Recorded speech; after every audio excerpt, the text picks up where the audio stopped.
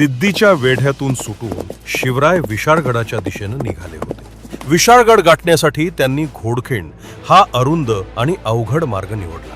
पण गनिमाता जवळ येऊन ठेपला होता. सोबत फक्त 600 मावळे तर समोर 10,000 शत्रू सैन्य. बाजीप्रभू देशपांडे पुढे सरसावले आणि महाराजांना म्हणाले, राजे, तुम्ही 300 मावळे घेऊन पुढे निघा. मी आणि 300 बांदल ही खिंड रोखून धरतो. विशाळगडावर पोचल्यावर तोफेचा आवाज करा. तोपर्यंत या खिंडीतून एकही गनीम पुढे जाऊ देणार नाही.